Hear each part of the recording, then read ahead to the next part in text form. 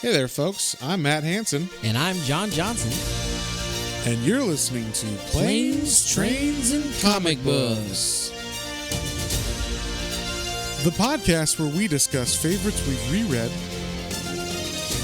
both classic and new comics we want to read, and everything else in between.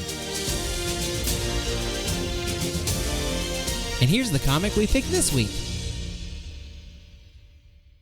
Hey there, everybody. Welcome back to another episode of Planes, Trains, and Comic Books. Today, we are touching back on one of our most favorite comic book creators of all time, the wonderful and sorely missed Darwyn Cooke and his wonderful Batman Ego. Yeah. Which is his actual first work he ever did for DC Comics. I read the little foreword on this book. It is just a 64-page one-shot that he did. It's actually from a story I guess him and Bruce Timm had pitched for the animated TV show, and then they were like, nah, we're good.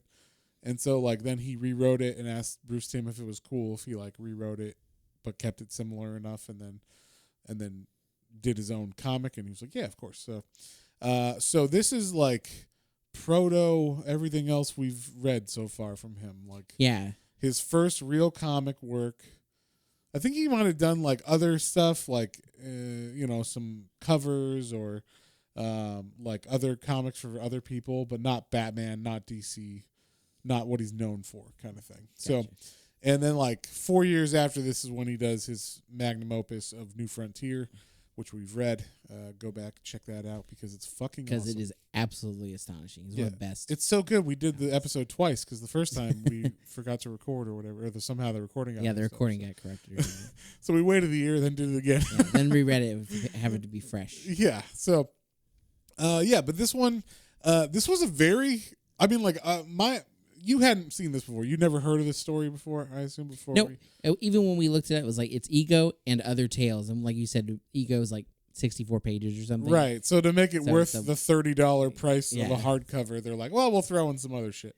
So there's a lot of little things he did for, Batman Black and White, a couple other Solo, which is a series where they have a creator do his own solo story and all this stuff.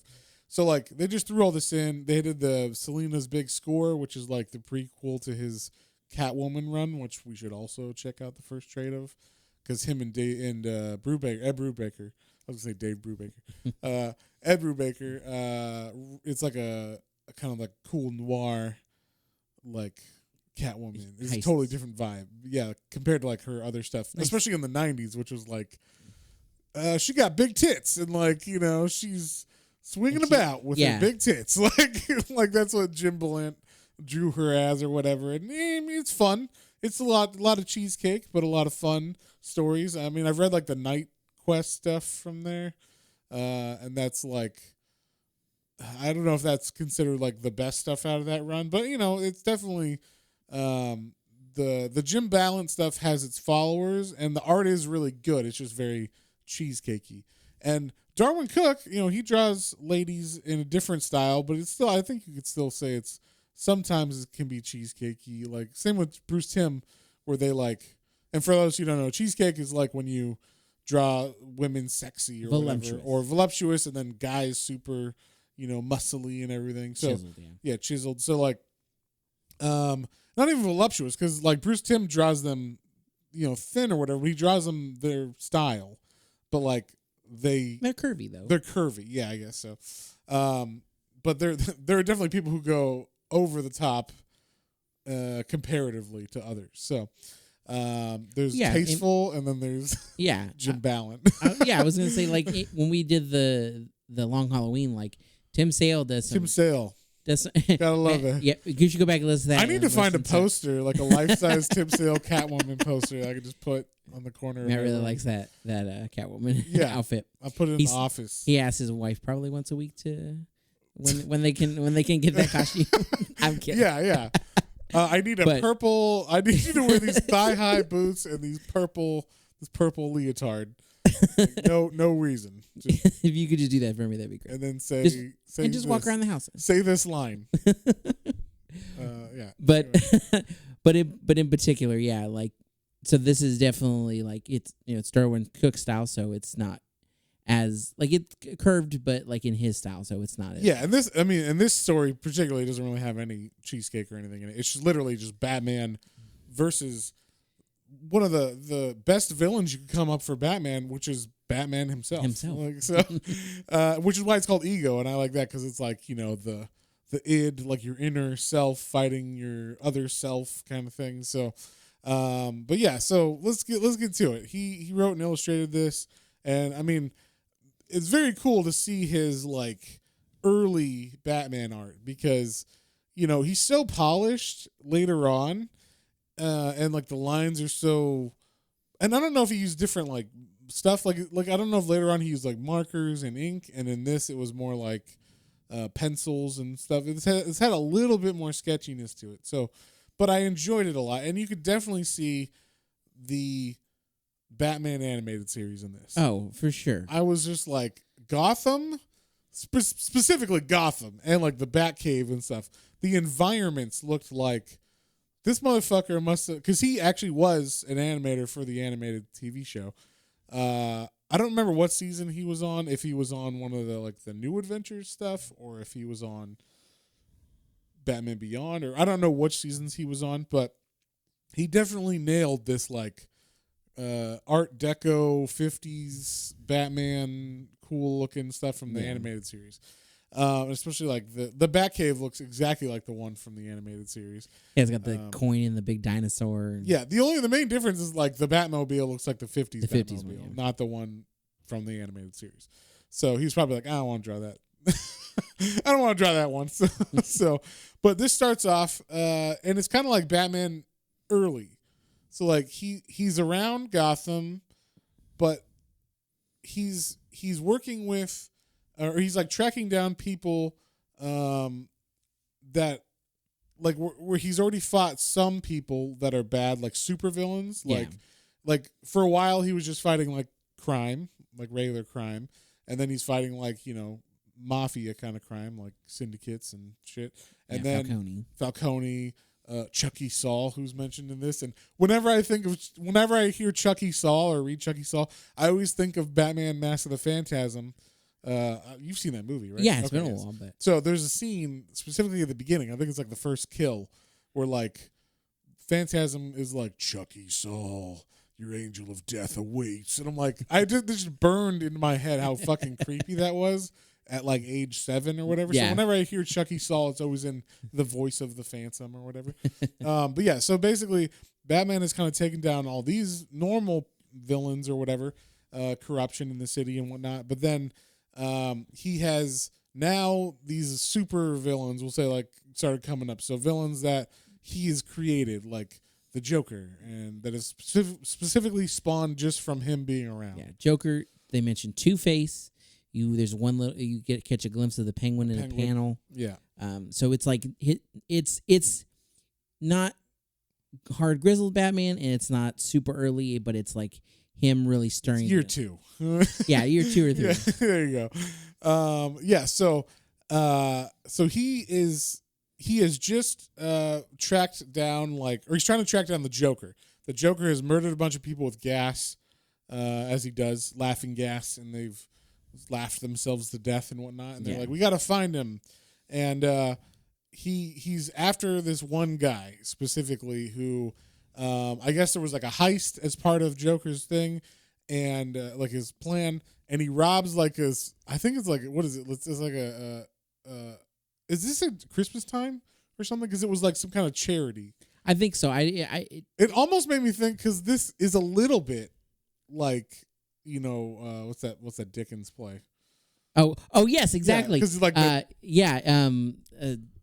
Christmas Carol. Yeah, Christmas Carol. Oh my God, I can't remember. No, you're fine. I was gonna say Scrooge, because you said Yes. that, and there's specifically a scene that is like word for word almost of that. Yes, we'll get to there it. is a little bit of the Dickens, Christmas Carol in this. Yeah. But basically, Batman has. Well, he had a tussle with the Joker, and he got stabbed a couple times. Yeah, which I thought was cool. They actually showed Joker like fucking stab, and this is like a pretty violent comic, especially for the time. Yeah. Like, I'm trying to think. I mean, this is after Batman got his back broke, but when he gets his back broke, it's just like a panel of snap. There's no like blood or anything. I mean, the most violent thing I could think of that's happened in Batman comics since this or before this was, Killing Joke with Barbara and then, whatever was in Batman Dark Knight. Kind of that kind of blood or whatever. So that stuff was pretty bloody. But the general Batman title, and especially when they look like the animated series, you're not really expecting it to be this bloody or whatever. So yeah. I mean, it's not over the top, but it was definitely over the top for this animated style. I thought I was like, holy shit! I didn't know that it goes this far. But yeah, so he's like getting woozy, because he's losing so much blood. He's tracking down this guy who was part of Joker's plan. Apparently, stole the money that Joker had stolen. Like he stole the money from the Joker, and he hid it.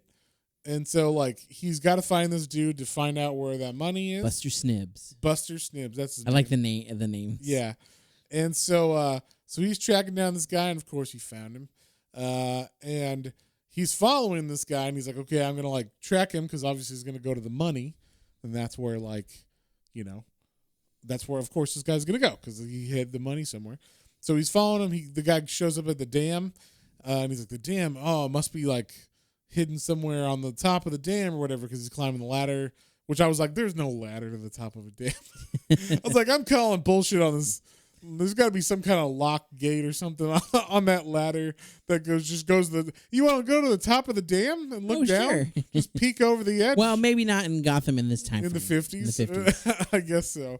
They didn't have health codes. Yeah, safety standards were not codes. Up to... OSHA was not around in this Batman. But, yeah, so like this guy, he goes to the edge, and Batman's like, oh, like what's going on now? Like, I thought he was going to get money, but now apparently he's just gonna jump off. So he jumps off, and Batman, even being all woozy, is able to like batarang around his leg. What's it? Snubs? Is that his last name? So Snibs his last leg, and so like it's kind of funny because Batman's on one side of the dam.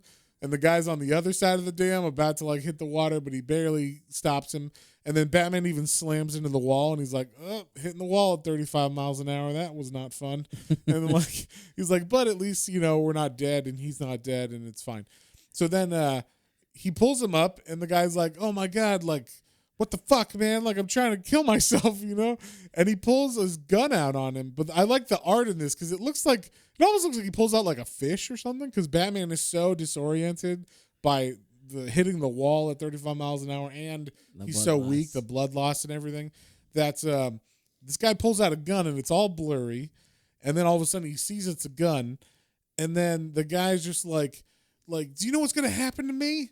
Like, the Joker is going to find me and kill me, and so is Chucky Saul. Like, if it's not the Joker, Chucky Saul is going to. Batman's like, it's fine. They're going to be in jail. You're going to be safe. And he's like, yeah, he never breaks out, ever. Like literally, Joker breaks out every week whenever he decides to. So yeah, like, and then he says, like, I couldn't bear the thought of my wife and daughter in the hands of that maniac, so I killed them myself. So he murders his family because, like, preemptively, like, I don't want the Joker to do whatever the fuck the Joker is going to do to my family. Yeah. So I'm going to just quickly shoot them in the head or whatever. So this is literally a couple pages in. Yeah. The second page, the third page of this book. This dude murdered his family. The guy he's after has murdered his family, and then Batman's like, taken aback by that. Yeah. And then he's like, Buster, no. And the guy's like, I'll see you in hell, you mass lunatic. And then, like, blows his own brains out.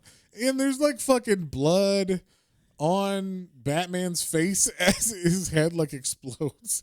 And then you just see all this blood dripping down the dam. I'm like, oh, my God. This is way more bloody than I thought it was going to be.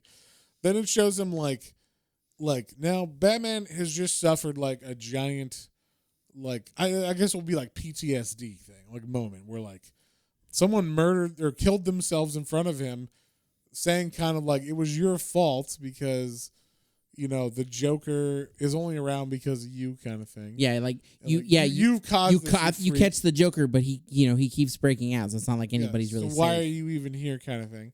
And so then we see him driving home in, like, the 50s Batmobile, and the speed just getting higher and higher and higher. And like by the time he gets to the Batcave, he's literally like going 160 miles an hour, and then he's got to like slam on the brakes before it like almost goes off the cliff in the Batcave. And then he's just having like an existential crisis. He's like, "What have I done?" Yeah, he has like flashes of like, people talking about Batman on the news. Yeah, and I thought this was cool because it's actually like people from the animated show. You have like that doctor. I don't remember his name. The one that like psychiatrist, right? Hugo Strange. Oh, is this Hugo Strange? Yeah. Okay. So it's Hugo Strange saying like, he craves fame, but only as his fictional construct, the Batman. Of course, this indicates both schizophrenia and split personality. So it's like he was probably on some talk show talking about the Batman or whatever. And then same with like the mayor talking to Gordon about Batman and how like fucked up he is. And then he's like, "Oh, sorry about that." Or you're like because like Bruce Wayne is standing right there. He's like, "Oh, Bruce, I didn't see you there," or whatever. But like Bruce is like, "Oh, you were talking about me." Like, and then like, but of course the mayor didn't know that's Batman. Yeah. And then yeah, like you see, there's another guy. I don't know who this guy is supposed to be, but it's just like a guy saying, "I'll see you in hell, you mass lunatic." It's not the guy that we just saw, but he's saying the same words as that guy. So yeah, like I said, he gets there and he's like, "What have I done?" And then he has like a breakdown where he's like talking to his mom and dad, like, and this is where you get to see like the whole like Batcave, and it looks exactly like the animated show. And I was like, "Wow, it looks so cool." Like, but he's just basically like going through like this existential crisis where he's like, I can't do it. Like I don't want to do this anymore. Like it's too much of a toll on me. Am I doing anything really other than causing more trouble by these new villains coming out and being worse or whatever than just organized crime or regular crime? And so he's like, basically, it's just not enough, and this is touched on in a lot of like in Mask of the Phantasm and stuff, like. Because he's like, I want to leave. Like, I want to stop being Batman because I met Andrea Beaumont again and that. Like, can't I stop? Like, when is enough enough? Yeah. There's some similar themes in some of these. That's happened. They even touch on that in the Dark Knight trilogy. Like, eventually he's like, yes, I don't know if I can do this anymore. I'm just causing them more pain. People died. Yeah, I mean, obviously we know, like, from what happens in Dark Knight, he gives up at some point, right? And then he comes back, right? So, and they always say that's like, oh, when Jason Todd got beat up or whatever and murdered, that's when the shift happened. But they haven't really. I mean, there's been a lot of stories since that happened now, so so they haven't really made that come true yet. But he's going through this, and he just kind of like has a nervous breakdown, we'll say, and all of a sudden he starts hearing a voice, and he looks up at his computer after he kind of like. His head was down at the computer desk, and we see a very like crazy looking Batman figure. It's like, "You think you know pain, coward? I'll show you pain." And it's like, or we should do it in the Batman voice. "You think you know pain, coward? I'll show you pain." Show you pain. Yeah, and so it's cool because it's like the Batman cowl, but then like and the eyes from like the animated series kind of, but then the mouth almost looks kind of Clayface, as you were saying. Like it looks like Clayface because yellow teeth, yellow eyes. The teeth are kind of like weirdly placed and like oddly large, off and large. Yeah, so like it looks like Clayface, and you think like, wait a second, like is this some? Throughout this next part of the story, like there are a couple of times where they lean like maybe it could be something. Maybe it is could it be his a mind or is or, it actually a villain or is it some kind of, is it the Scarecrow with his fear gas or what's going on? It's really cool. This is a really cool story. Yeah, and the one thing I liked is this is called Ego. Like you get to see a little title card here. It says Ego, and then it's actually like colon a psychotic slide into the heart of darkness.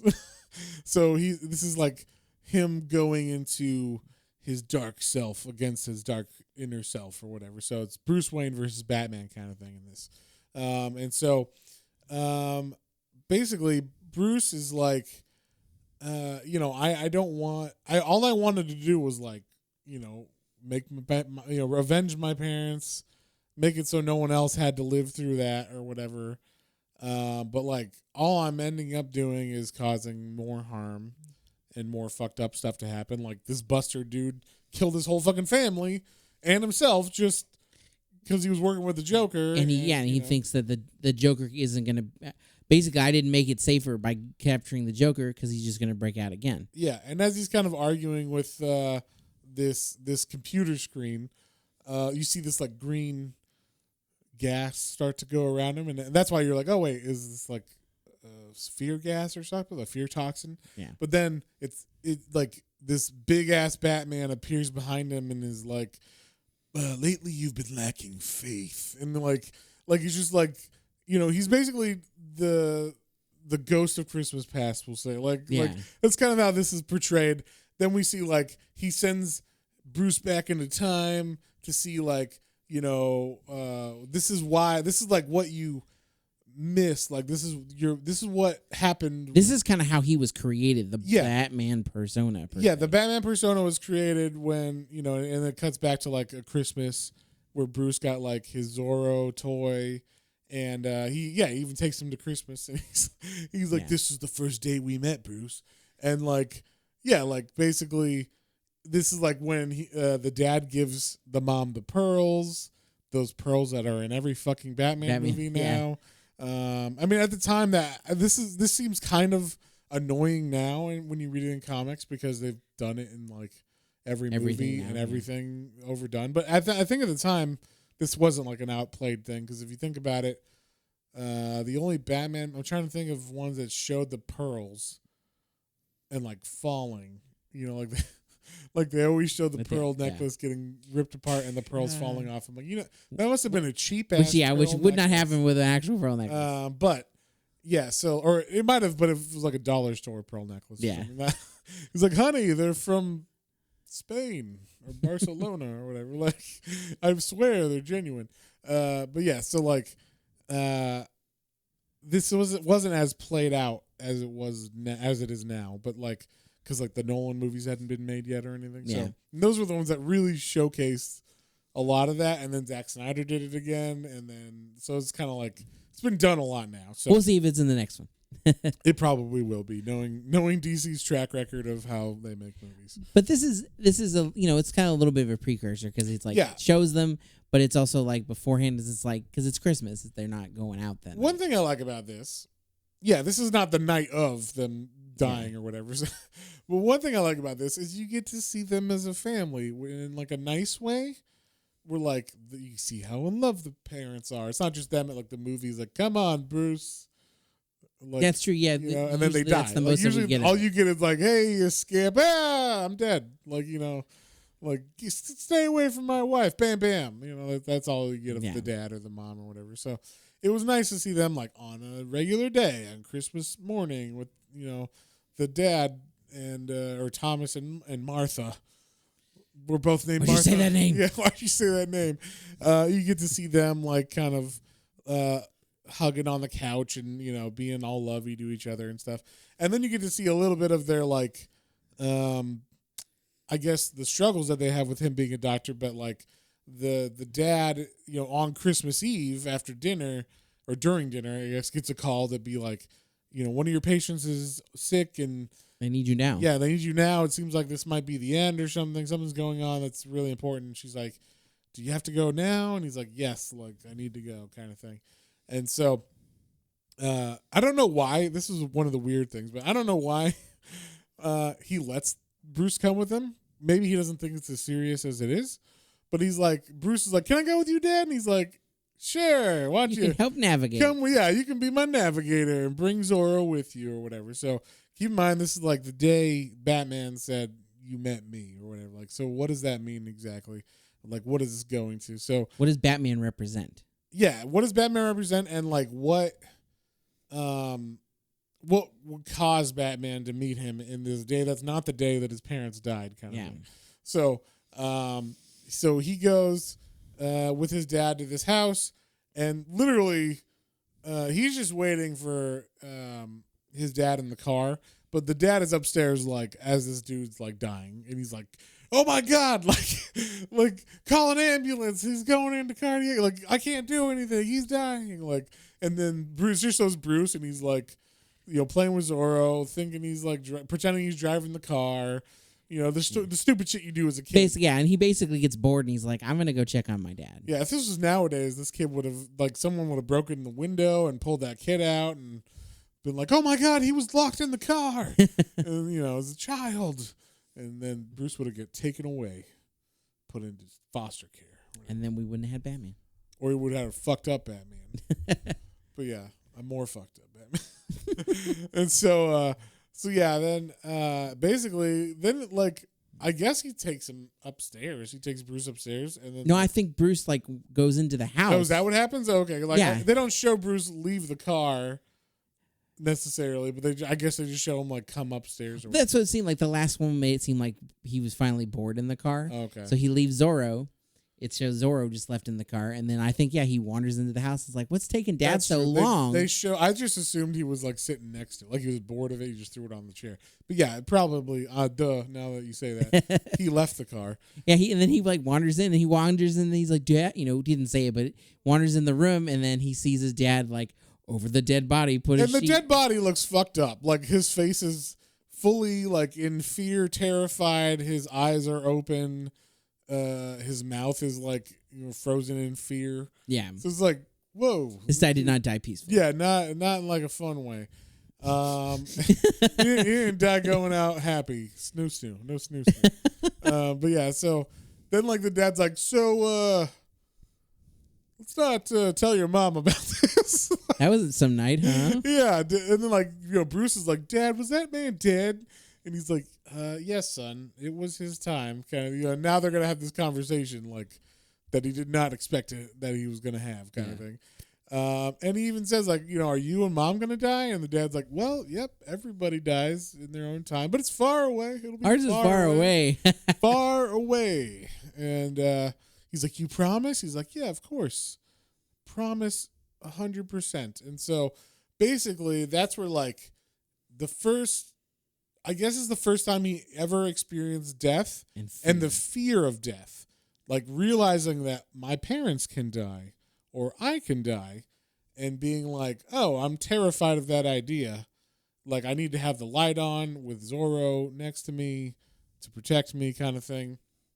And then, of course, his parents dying and the pearls falling off. that shit it's in this, but like I said, it wasn't. At least it's a 1 page. It's a 1 page thing, and the pearls are just falling, and it's not. Yeah, but I like how they did it because it's Bruce's face, and then you see a hand with a gun, and the gun is firing, and in the fire blast of the gun, you see the mother and father in the blast. Yeah, so silhouettes. Yeah, their silhouettes. So it's it's kind of a cool way instead of just showing bam, bam or whatever, them actually dead or whatever. But yeah, so that's the first time Bruce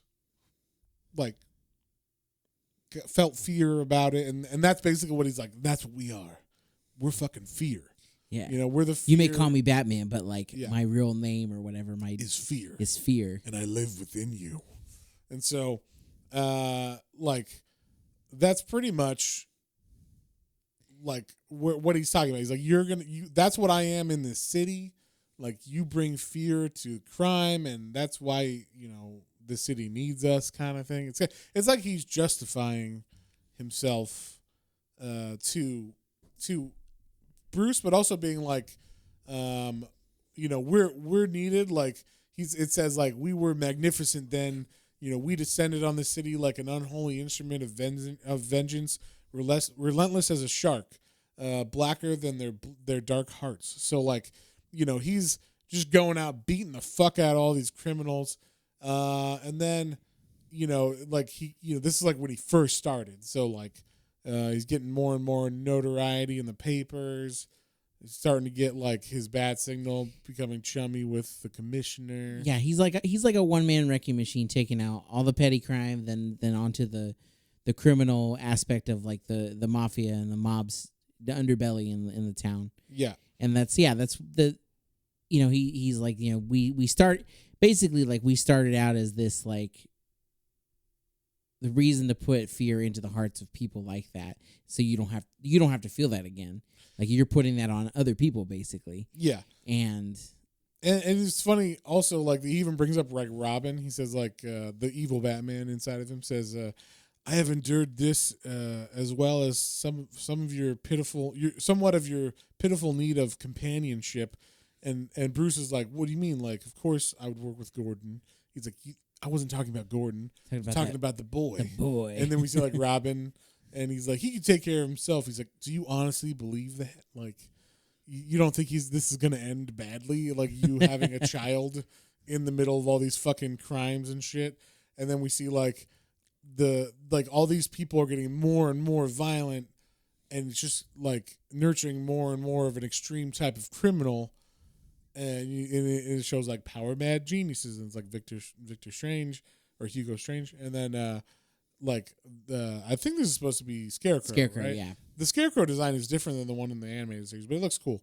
Looks kind of like a mix of Bane and Scarecrow. Yeah, Bane and Scarecrow, or like there was like the new animated series where like Scarecrow was like a skeleton looking motherfucker. Oh yeah, that's right. So it's kind of like that too, but with the same bag over his face. I don't know. He looks scarier than the one in the animated series. Then you get Catwoman, and then you get the Penguin and stuff. So you're just talking about like, oh, like this is what it's leading to, and of course, it's just going to lead to us like realizing what we're gonna need to do. Like, if they're going to up the ante, we need to up the ante, Bruce. And what that means is we need to murder these fucking people. We got to kill the Joker. Yeah, well, basically, because he's saying, like, they just get worse and worse. And who is the worst? He's like, who has actually killed and murdered so many people in the town? Well, it's one person. It's that person that keeps getting out. It's the Joker. Yeah. We got to fucking kill the Joker. We got to kill the Joker. So she's trying to convince Bruce that, like, the Joker is like where we need to cross that line. I mean, and the funny thing is, if by his logic, that's only going to then create another worse thing, right? Yeah. Like another worse Joker or whatever is the next step, to which he would then have to continue crossing the line where it's like Punisher or some shit. So like, but like he's like, okay, like, I don't want, like, we're not killers. I don't want to have blood on my hands. And he's like, you speak to me of blood? I'll show you blood. I'll show you death. And basically, he, like, brings up the whole fact that, like, technically, like, you not killing these people is causing more deaths because of all the people that they hurt. So if you don't kill the Joker, he's just going to kill a bunch of people, just like the guy that killed himself and his whole fucking family. Like, that's the blood that's on your hands more than... because if you couldn't just kill one guy, so 3 people or 10 people or whatever had to die instead, kind of thing. It's like that soldier that didn't kill Hitler. Exactly. When he was a baby, went back in time.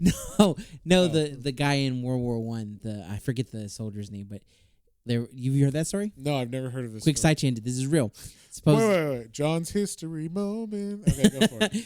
There is a soldier in World War One. He's like the most decorated soldier, and he's in the trenches. Apparently not. He didn't do the one thing he needed to do. Well, so there was like a ceasefire moment, and then this person's like walking over. He's wounded through the mist, and he couldn't tell if it was an American or I'm sorry, British or a German soldier. And then he sees it's a German soldier, but he sees he's unarmed and he's badly wounded and whatnot. Did he see his mustache though?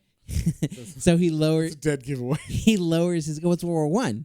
So he lowers his gun, and they both have a moment, and he looks their way.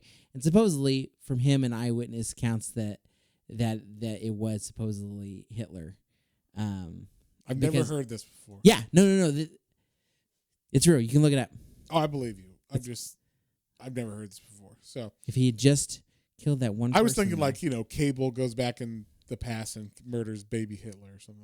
That should be, if they're talking about like, Marvel's all SJW or whatever now, they should just do that comic. Like Cable goes back in the past and murders baby Hitler.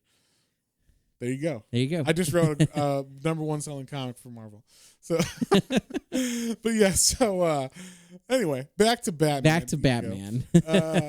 Yeah. So then he goes like, I like this. This was like a big nod, I thought, to like he actually references Killing Joke in this because he's like, if you just think back to that night at the chemical plant and what would have happened if you had just fucking done it or whatever. Yeah. And it's like shows the Red Hood running from him, just like in the Killing Joke and everything. So like, and if you had just murdered him instead of pushing him in the vat or tried to save him and then let him fall down in the vat of acid or whatever, then, we wouldn't be here kind of thing. And then, it shows him like the night before where he got stabbed and shit. And he's like, it's your stupid code of honor causing this bullshit to happen. This is the problem. And so basically it ends up where like they kind of have like a stalemate where like, and this is my favorite part of it because this is where we're talking about how it kind of goes Charles Dickensy and becomes like Christmas Carol because he's Batman or the fear Batman figure has gone through all of this and is like, okay, I've laid it out like this is what it's gonna do, and then what do you say? Yeah, what do you say? And then Bruce is like, well, everybody lives in harm's way, and like he kind of goes into like, his spiel is like, well, none of that really matters. I know who I am, and I'm not. I'm not crazy. I'm not mad, and I'm not gonna ever fall into the Joker's kind of chaos. And he's like, you know what? Actually, I'm pretty sure that this is like some kind of hallucination or something. He's like, I must have eaten something bad, or yeah, you know what? That's what it is. He's like, you're just an underdone potato. And specifically, one of my absolute favorite, I've quoted and like put up stuff on my page of this all the time is Scrooge is talking to Marley, and he's like, I had enough because he's here. He's saying all these crazy things. He's like, I must have just had some like bad mustard, or you know what? It was an old potato. That's what it is. You're an old potato. Yeah, there you go. That's like exactly. I don't think I've seen Scrooge, so I didn't know that. That's my favorite version. It's with Albert Finney. It's 1970s. It's a good one. Check it out. Yeah, or Christmas time. But but then right away as he says that, like the Batman figure's like silence and like shoots him with like a fucking whatever power laser or whatever. Yeah, like some kind of beam out of his hand or like this power push, force push him out, and then. He's like, you will regret this. Like, didn't you swear to your parents that you would like, dedicate your life to this crusade, and like now you turn your back on me, like in the name of what? Your so-called life? And then like it flashes back to like Bruce and like just the shit that he goes through. It's really mundane things. Yeah, just much. His regular life, like, and give money to charity. Oh, you gotta like go to this meeting, or talk to this girl, pretend to be interested, and like I don't know. I wanted to know who some of these stories were. Like I actually like these little vignettes they showed of his life. One of them was like this girl who's like, always let me down, Bruce. I'm sorry, but like I'm like, what? What's that? Is that just some girl that he was dating, or is that like? I assume a girl he's Kyle or something. Or who was that? He kind of gave me like a Selena vibe, but she looks like Selena. I assumed it was like, oh, I gotta go. There's something going on. We'll catch up with his date later. Right. Because he's always running. But basically, his life doesn't look that great.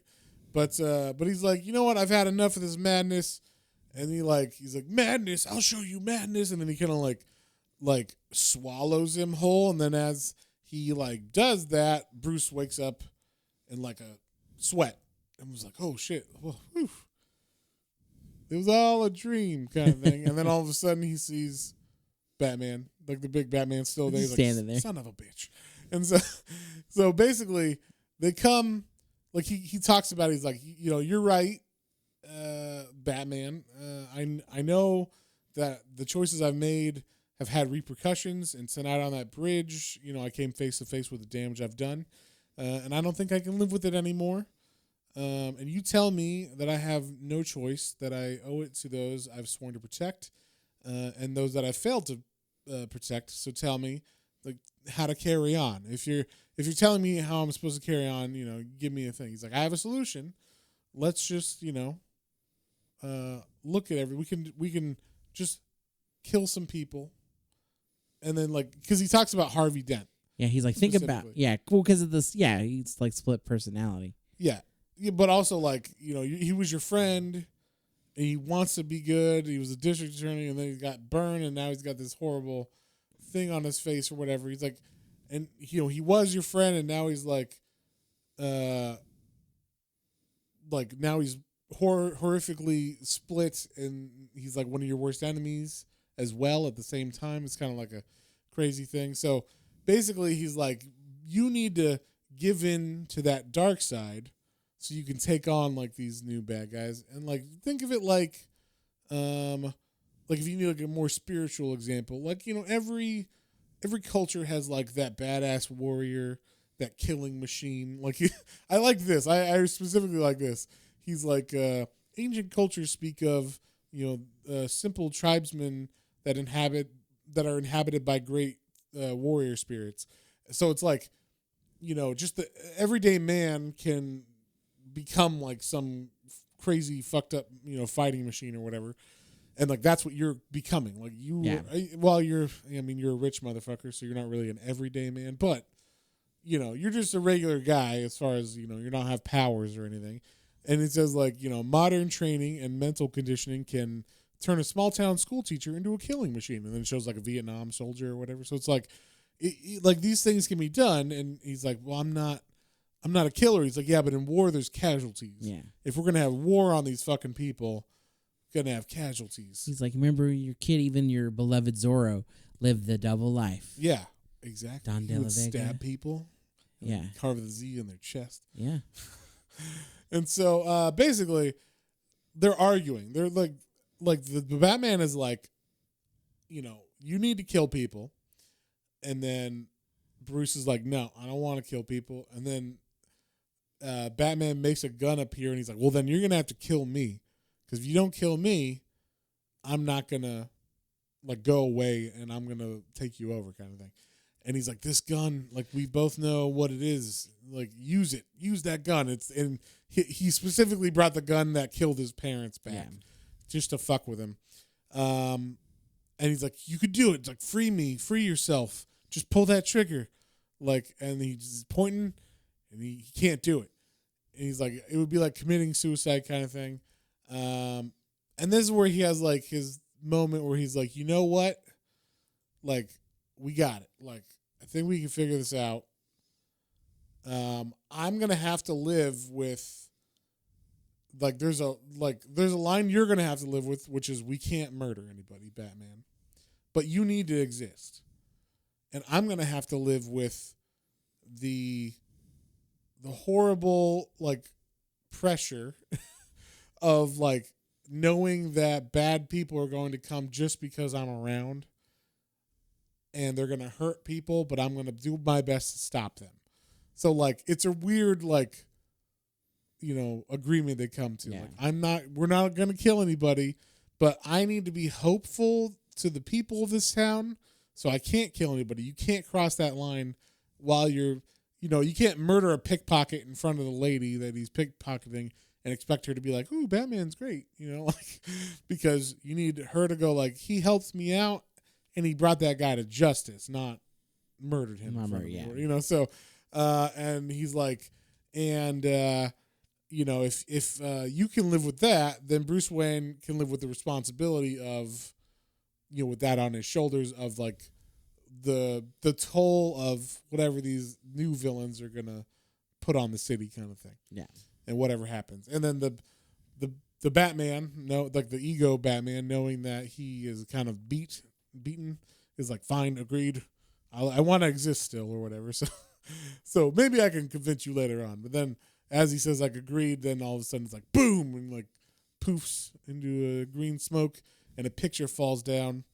And then we see there was like a standoff and they're about to like Commissioner Gordon's there with the news and they're like, we got the Joker cornered again, and he's got hostages and he says he's gonna kill him and there's all this stuff going on. And then like Gordon's like, oh man, he's not here yet. Like normally he'd be here any second. And then like he like gets on he hears like, oh, it's him. And like from one of his officers and he gets on like, I guess they have like a two-way radio they can talk to each other on. But he's like, oh, I was worried you weren't going to get here. Maybe something happened to you. And he's like, something did happen, Commissioner. But I managed to come away from it in one piece. it's like haha because he was like two yeah, minds arguing or whatever. And then like Gordon's like, I don't know what the fuck you're talking about. Can you please come here and kill the Joker, or not kill the Joker, but like help us bring him in? And you see what fell was the picture of his mom and dad and him together on that Christmas day, or Christmas picture or whatever. So basically that's how it ends. Just leaves it hanging on that like happy note of he's never gonna cross that line. He's never gonna murder people. This is how he figured out. Like, this is when he decided, I'm never going to cross that line. He could have become like Thomas Wayne in that like alternate Batman. The Flashpoint the Flashpoint Batman, where like he's going to murder everybody because, shit went bad or whatever. But he decides not to. So. Not like the movie Batmans who definitely kill people. Maybe not, well, sometimes intentionally, but. You mean like the Ben Affleck one or the. All of them. All of them. Yeah, even the. Well, yeah, I mean, if you push someone out of a building. The only one I can't think. Yeah, exactly. Like the only one I can't think offhand if they did was the Clooney one, but like I think the Clooney and the Schumacher ones are the Schumacher, ones yeah, because they're a little less campy, but like, I a little more campy. A little more campy, I should say, yes, because the Michael Keaton one.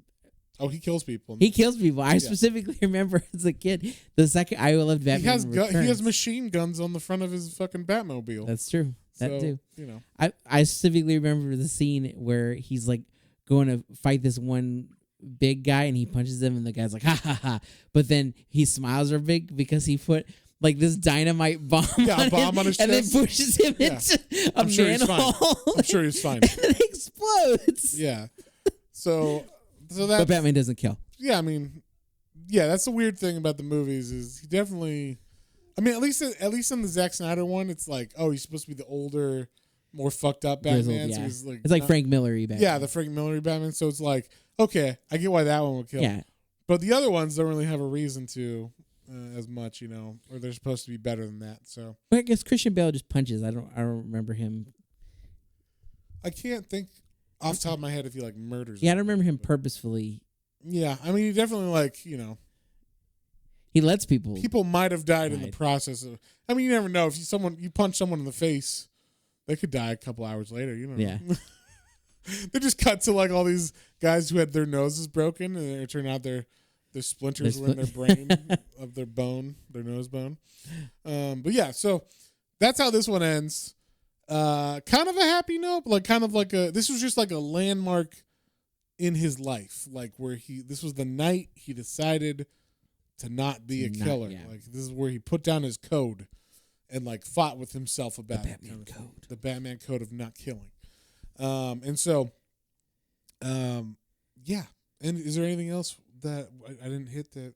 Not for the main story, no. All right. Well, in that case, John, what would you give this one? I loved it. I thinking about doing my own miniseries. Just Darwyn Cooke? Just Darwyn Cooke. I know you could just reread everything we've already read. It's like, I know he doesn't have that much left as far as that we need to read anyway. But gosh, I love Darwyn Cooke. Yes. R.I.P. R.I.P. I mean, I would say like the art, superb. The Batman story, short, sweet, simple, but like fun and like a lot of like cool references, cool like uniqueness to it. I like the way he did it and had Batman like arguing with himself and coming to that realization and like kind of going over like kind of reglazing over like everything Batman's been up to that point. You could definitely have this scene in a movie too. Oh yeah. Where like you like all of a sudden just like this fucking juiced out Batman. It's like, you fucking pussy, should kill people. Yeah. And then he's like, no, like I'm not. Like have a weird like, and you can even do it where like, oh, the fear toxin is causing him to have these hallucinations or whatever. Yeah, it doesn't even have. Yeah, they could put a little more that way. But yeah, I loved it, and yeah, I mean it's pretty much near perfect. Like I don't really have anything bad to say about it. Yeah, it's shorter, I guess. And yeah, we should say the trade of this. We kind of mentioned it, but you can find the hardcover of this. It's called Batman, Ego, and Other Tales. So it has a couple other stories that Darwyn Cooke has done with other people, or that he either drew or wrote, and so like we said, there's a Catwoman and some other stuff in there. There's some other little side Batman stories that I also liked a lot as well. Yeah, they're all a little fun. The only one I'll mention is specifically one he did with Tim Sale. He wrote the story, and then Tim Sale did the art. I love that Catwoman. Yeah, and particularly with the art, obviously. That story is really short. It's like, I don't know, maybe like 12 pages. And it's just it's called Date Night, but like, the Dark Knight. And it's Catwoman leading Batman on a chase all throughout the city. And every place that they happen upon or go through is like a date night cliche kind of thing. Yeah. All leading up to Batman eventually like getting like tangled in her whip on accident upside down, and then she like kisses her him, lingerie.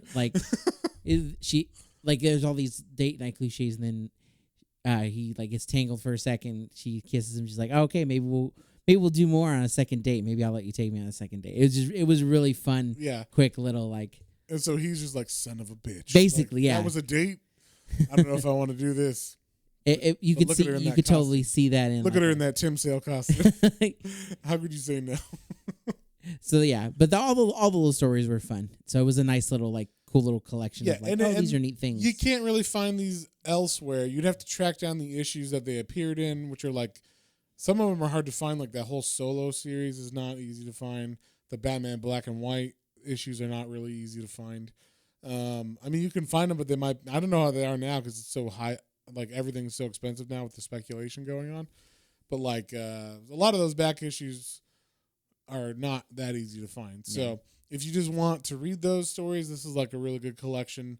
If you're like a Darwyn Cooke completist, definitely get the hardcover. It's worth it. It's lovely. But yeah, so what did you give it a number? I didn't give it a number yet. I've been him and Han. I'm gonna give it a 9. Give it a 9. Wow, I loved it. That's amazing. I like you said, I'm so. I said I'm so happy that we did this podcast so that you could get into Darwyn Cooke and I could expose you to some wonderful art of his. So it just makes me happy. I love doing it with you, man. Yeah, and I hope our listeners have checked him out too, because he's someone that not everybody talks about. Like artists talk about him. That's mostly people that I've heard talk about Darwyn Cooke as artists. But his stories are great. Yes. Please do yourself a favor and go read. Even this being a short one is a great one to start with. This is perfect. Yeah. You know a little bit about Batman? Check out this story because it's quick, super quick read, and it's fun and it's beautiful. Right. My only caveat is this is his first one, so it only gets better from here kind of thing. I mean, like we said, Justice League New Frontier is the opus, his magnum opus kind of thing. And then even more than that, being his magnum opus, that's his like DC magnum opus. Then you have the Parker series that he did with IDW, and that's like his labor of love. It's so good. So fucking good. Go read those, please, especially if you like crime. I've only read the first 2 trades, but it's so good. We're going to read all of them. We'll get through it. I got to space them out because not everybody, not all of our listeners are like, oh, I want to listen to another Parker, But like, we'll get there. And let us know if you like it or if you want to hear more of those, because we can definitely move those up in the list as our list just always continues to grow. So, but generally we do whatever the fuck we want. So sometimes I'm like, I feel like reading Parker. We'll do Parker. Just like this, I was just like, let's just read Batman Ego. It sounds fucking great. Like, we're not the Batman podcast, but we have done a lot of Batman stories. Batman's fucking awesome. To be fair, Batman's got a lot of damn good stories. Yeah, I mean, I've been putting off the White Knight series because that's at least 2 trades right now. Yeah. He's working on a third called Beyond the White Knight, which is probably about Batman Beyond, tying that into the universe. So that'd be cool. I'm like, this is only going to get better. I know you told me how good they are. I fucking love those series. Sean Gordon Murphy is a genius. So big fan of those books. But yeah, like I can't just shove Batman into everybody's face all the time. So, we space them out. We're trying to do more manga now too, so that kind of added a lot of stuff. But yeah, so you give it a 9. Wow, that says a lot about how much you love Darwyn Cooke and this story specifically. I'm gonna give this one because I think I can't remember if we gave New Frontier a 10 or a 9. I don't remember either. Yeah, but I can't imagine It's not wasn't lower than than that. No way. So I'm gonna give this one an 8.5, 8.5, only because if I gave New Frontier a 9, because I don't know if I've given anything a 10 other than like Swamp Thing or whatever, but like, a 10 is like perfection or whatever, and I really should have given that a 10 if I didn't. I might retroactively just say that's a 10, but like, if that was a 10, this is a 9. If that was a 9, this is an 8.5. So I don't remember, but we'll just say it's either a 9 or an 8.5, depending on what I gave New Frontier. And Parker, those ones I think I gave 9s as well. So, those this is like, someone who loves the venue not the venue, the art, the medium is what I was trying to say. Someone who loves the medium of comics and specifically is an amazing master artist, just fucking telling amazing stories that like hit home every time. He figures out a way to do it, and we've talked about Darwyn Cooke enough probably, but you're probably sick of it. But please go check out Darwyn Cooke. He's fucking amazing. And if you haven't watched the Batman animated series, there's supposedly a new animated series coming out on HBO soon. Yep. That just got talked about this week, which looked a lot like Darwyn Cooke art, specifically the Batman that they showed just had the long ears, kind of like the New Frontier Batman. Yeah. And I was like, I wonder if it's going to be like his style or whatever. That'd be fucking awesome. The nostalgia is high for a lot of that stuff right now. I would be surprised. I would love it. So HBO, do that if you're listening. HBO, and yeah. So I'm gonna give this. I'm giving it a 9 because I'm just gonna assume. I gave New Frontier a 10. He's retroactively if it's not. That's what we're saying. Retroactively I'm giving that a 10. So we'll give this a 9. You give this a 9. It's only a 9 because this is just a 64-page one shot of his first thing ever that he did for DC. So damn, it's good. And damn, it's fucking good. So, gotta love it. I mean, if I had read this, like in my mind, when you watch Batman animated series and then you go to read the comics, you're like, what happened to the art? Like a lot of the times you pick up a comic book and it just doesn't look as good as either the covers, specifically the covers, but also if you watch Batman the animated series, you're like, that's the Batman I know. What is this? Like, and it's such a good design and everything. And then like, what is this shitty drawing that's in the interiors of this book? So like, when you open a book like this, you're like, that is correct. Like, like that is exactly how it should be. So yeah, definitely a 9 on this. We could talk about this for another hour, just how fucking great Darwyn Cooke is. So we're gonna stop it right there. Next week we are going to be reading the manga Gyo, I think is how it's pronounced, nice. By Junji Ito, which is like a horror manga. So it's kind of I read this actually already. Oh, okay. And I was like, this is fucking awesome. Because it's manga and I don't know if it's going to be good to read for the podcast, I have to read it first. And then when I go, oh, this is fucking awesome, I go, John, you got to read this for the podcast. So that's kind of how we're doing manga right now. So, I'm down. Well, that's fine. Yeah. It's like a parent. You're checking it out for me first. Yeah, I got to make sure it's Are the fans going to like it? Are you going to be okay for John to read? John nightmares, that kind of thing. So nice. Yeah. So we're going to read Gyo by Junji Ito. And yeah, it's a fucked up book. It's just to give our listeners, if you want to read it beforehand and you don't know what it's about, it's kind of about like it's kind of a story like The Thing, except not in the Arctic. It's like if some weird monster was appearing out of fish in the ocean kind of thing and taking over bodies that way instead of like in the Arctic like the movie The Thing. So but specifically on Japan and its neighboring islands, because obviously he's Japanese, so he's gonna write he's gonna write it in his land. He's not gonna write it in some other weird place. Yeah. So we're gonna read that one. So check it out. Read it beforehand if you wanna not have us spoil it, or if you wanna have us spoil it, just listen to the fucking episode. It's fucking awesome. And I can't wait for you to read that. But until next time, if you guys have any comments, questions, or suggestions, you can email us at planes, trains, and comic books, all one word, at gmail.com. And don't forget about our Instagram, Twitter, and YouTube channel for exclusive content. Check us out, guys. Yeah. To like, share, and subscribe. Yeah, I'm having fun with. We're gonna be putting out some more reviews and stuff. I'm trying to get a little bank going so that I can do it more consistently. So yeah, we'll get some of those out. I've been reading a lot of manga, a lot of stuff I'm reviewing. So should be interesting and fun. But until next time, we'll see you on the next one. Bye.